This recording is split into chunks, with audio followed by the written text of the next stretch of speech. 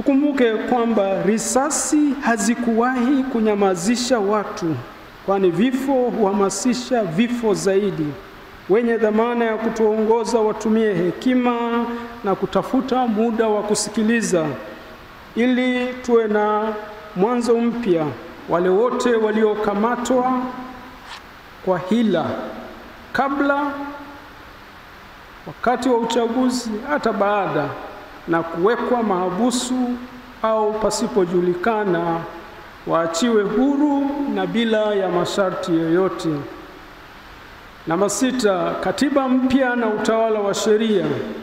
Katiba mpya na utawala wa sheria vimekuwa kilio cha muda mrefu hapa nchini.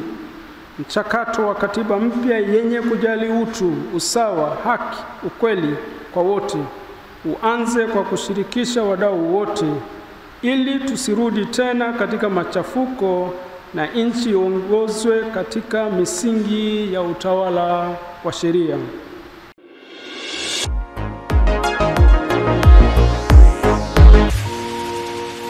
Nasikitisha kuona kwa waandamanaji waliojitokeza siku ya uchaguzi wote waliwekwa katika mwavuli wa uhalifu. Adhabu ya mwandamanaji sio kuuawa. Katika tafakari yetu tunafikiri kati ya mengine mengi, mambo yafuatayo yalisababisha maandamano. Kwanza, usalama.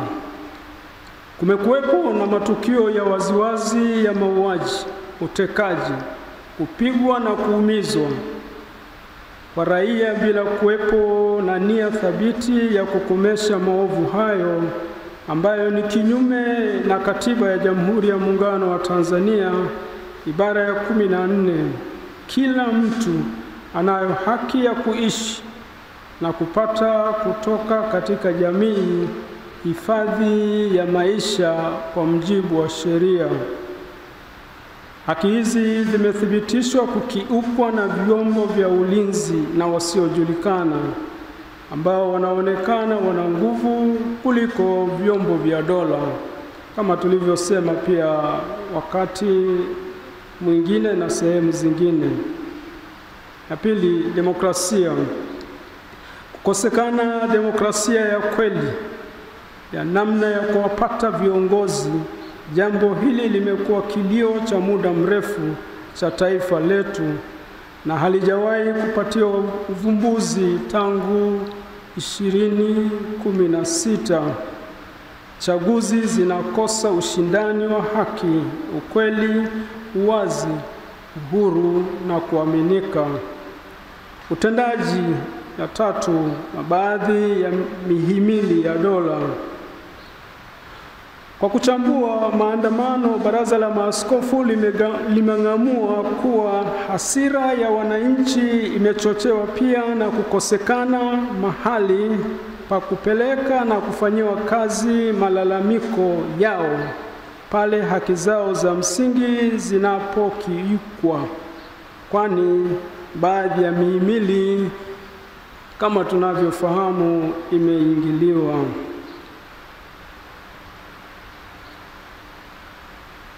Matumizi ya nguvu kupita kiasi.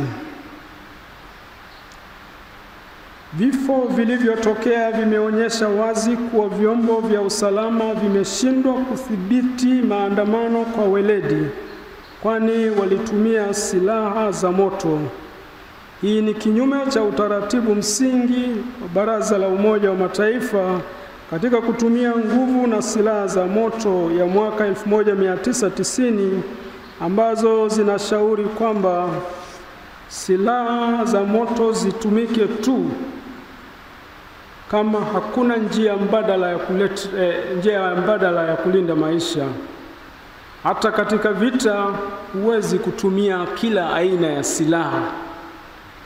Maandamano si vita, lakini zimetumika silaha zinazotumika katika vita. Askari waliua ndugu zetu wasio na silaha holela na kwa ukatili mkubwa kama wanyama. Kitu kinachotufanya tujiulize Binadamu mwenye akili timamu anawezaje kufanya vitendo kama hivyo? Huduma za kitabibu. Kuwakatalia majeruhi haki ya kupata matibabu ni jambo ovu, kwani linakiuka haki ya kupata huduma za kitabibu na pia ni kinyume na maadili ya sayansi ya tiba. Lengo la tiba ni kutunza uhai, ambayo ni zawadi kutoka kwa Mungu na ni haki za kila binadamu. Miili ya waliopoteza maisha. Imethibitika kuwa baadhi ya waliopoteza maisha miili yao haijapatikana. Inasikitisha ya kuwa baadhi ya watu walipotaka kuwazika wapendwa wao hawakuikuta miili hiyo.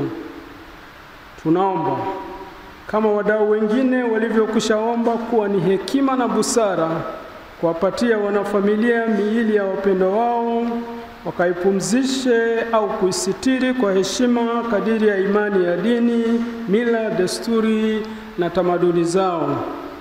Imani yetu inatufundisha kuwa kuna maisha baada ya kifo na kifo si mwisho.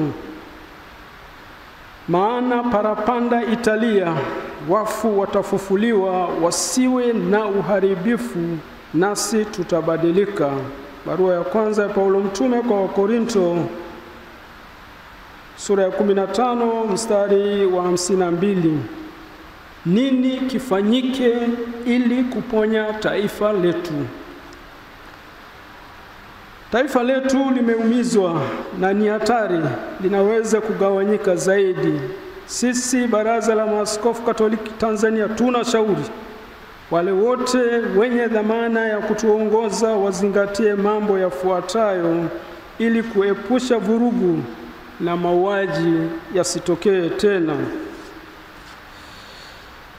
La kwanza, viongozi wenye dhamana.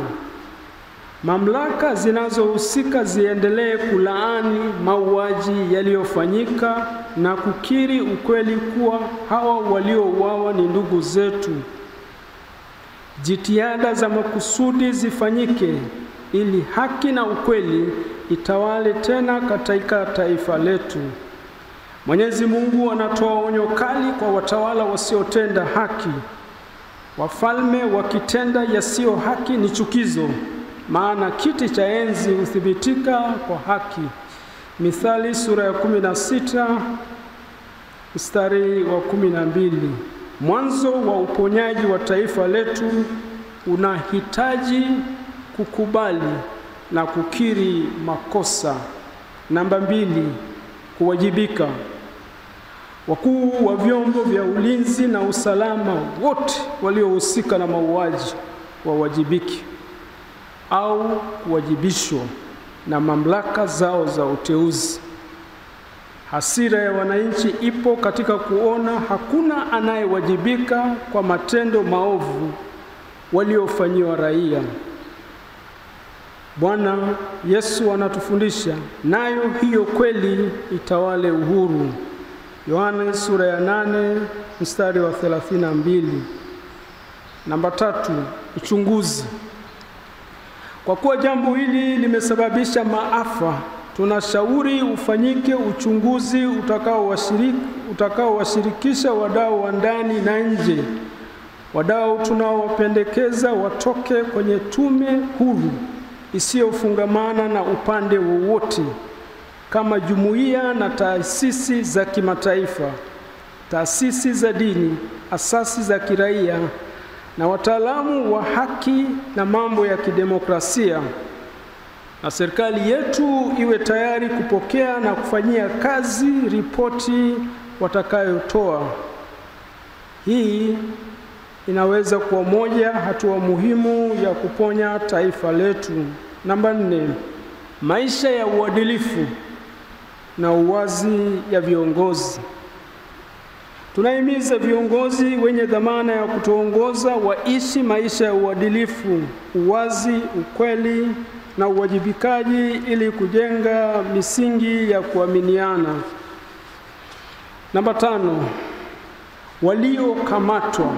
Wale wote waliokamatwa kwa hila kabla, wakati wa uchaguzi, hata baada, na kuwekwa mahabusu au pasipojulikana, waachiwe huru na bila ya masharti yoyote. Namba 6, katiba mpya na utawala wa sheria. Katiba mpya na utawala wa sheria vimekuwa kilio cha muda mrefu hapa nchini. Mchakato wa katiba mpya yenye kujali utu, usawa, haki, ukweli kwa wote uanze kwa kushirikisha wadau wote, ili tusirudi tena katika machafuko na nchi iongozwe katika misingi ya utawala wa sheria. Kusikiliza wananchi. Siku zote ni vizuri kuwasikiliza na kujali matashi mazuri ya wananchi. Watu wasiposikilizwa watazungumza kwa namna wanayojua wao. Namba 8 na mwisho, sala. Tunatoa mwaliko kwa wananchi wote wa taifa la Tanzania kuendelea kusali na kuyaweka haya yote mikononi mwa Mungu. Tuendelee kusali ili kuiombea haki, ukweli, amani na uponyaji, ili nchi yetu iendelee kukua tubaki kuwa wamoja. Waliofiwa wapate tulizo, walioumizwa wapone na kurudi katika maisha ya kawaida na kwa ndugu zao. Nasi tuombe ili kujenga umoja wa kitaifa kama Yesu anavyotukumbusha, ili wawe na umoja kama sisi tulivyo wamoja. Yohane sura ya 17 mstari wa 22. Hitimisho. Tukumbuke kwamba risasi hazikuwahi kunyamazisha watu, kwani vifo huhamasisha vifo zaidi. Wenye dhamana ya kutuongoza watumie hekima na kutafuta muda wa kusikiliza, ili tuwe na mwanzo mpya. Raia wawe na uhakika wa uhai na usalama wao, ili kurejesha sura nzuri ya nchi yetu.